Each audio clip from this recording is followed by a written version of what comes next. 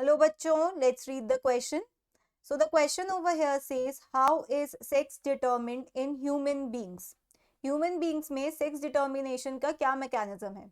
तो sex determination in human beings होता है XY determination.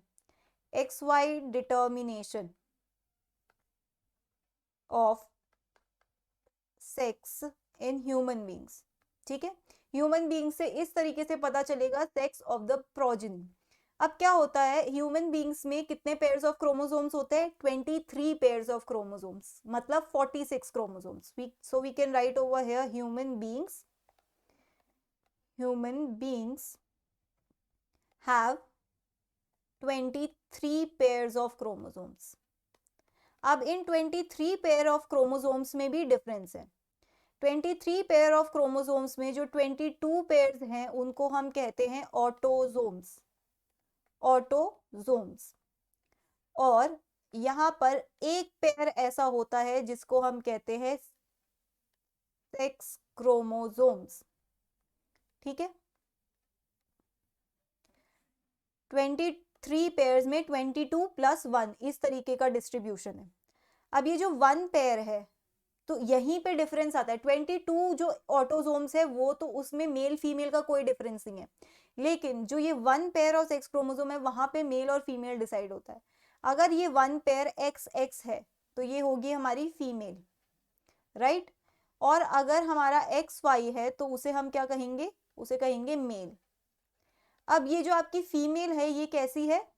Homogametic female. Homogametic मतलब गेमीट्स बनते टाइम क्या होता है? 2n से n होता है, मतलब क्रोमोसोम नंबर हाफ हो जाता है. तो यहाँ पे ये XX हाफ हो जाएंगे तो आपके गेमीट्स में क्या आएगा? X ही आएगा. एक गेमीट X का बनेगा, दूसरा गेमीट भी X का ही बनेगा. तो ये होमोगेमेटिक है, मतलब सेम टाइप के गेमीट्स बन रहे हैं.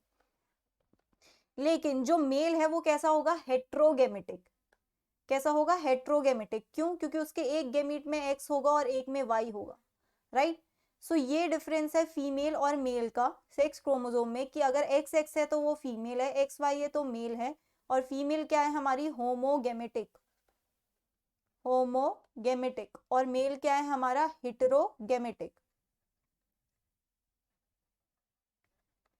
अब ये तो है कि हमारे ह्यूमन बींग्स में किस तरीके की आपकी प्रेजेंस है क्रोमोसोम्स की, राइट. अब कैसे डिटर्मिनेशन होता है? So we can write over है सेक्स डिटर्मिनेशन.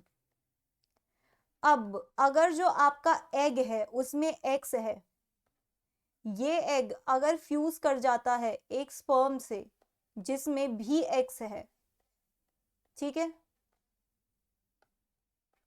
अगर ये फ्यूज कर जाता है एक ऐसे स्पर्म से जिसमें भी आपका X प्रेजेंट है तो क्या बनेगा? ये XX जाइगोट बनेगा. और ये जाइगोट फ्यूचर में चल के बनाएगी हमारी फीमेल. ठीक है, ये हो गई पहली कंडीशन. दूसरी कंडीशन ये हो सकती है कि अगर जो आपका एग है, एग में तो सिर्फ X ही हो सकता है, राइट. लेकिन जो आपका स्पर्म है उसमें या तो X हो सकता है या Y. तो मान लीजिए उसमें Y है तो X और Y फ्यूज करके क्या बनाएंगे? XY. और इस टाइप का इंडिविजुअल फ्यूचर में चल के क्या बनाएगा? Male. So this is how sex is determined. Now female में तो X वाला ही एग बनेगा, लेकिन यहाँ पे जो X और Y बनेगा या तो आपका X टाइप का गेमीट बन सकता है या फिर आपका Y टाइप का गेमीट बन सकता है. तो X का नंबर भी उतना ही बनने के चांसेस है जितना Y के बनने के चांसेस है, राइट. 50-50 चांसेस हैं, मतलब 1:1 रेशियो में है. Rather we can write over here 1:1 ratio में आपका X और Y बनता है. तो मतलब एक X वाले गेमीट के साथ, X वाले एग के साथ X वाला स्पर्म के फ्यूज करने के चांसेस इक्वल होते हैं किसके? Y वाले स्पर्म के. सो यहाँ पे हम लिखेंगे chances of XX and XY formation are equal. It's a chance event. Okay, it's a chance event. It is not decided which sperm will fuse with which female. Neither it is known कि हमारे जो sperm है उसमें X है या Y. Only एक particular condition होती है जिसको हम कहते हैं in vitro fertilisation. In vitro fertilisation में क्या होता है, आप पर्टिकुलर एक एग चुनते हो, पर्टिकुलर स्पर्म चुनते हो, उनका फ्यूजन करवाते हो और जाइगोट बनाते हो। कहाँ पे?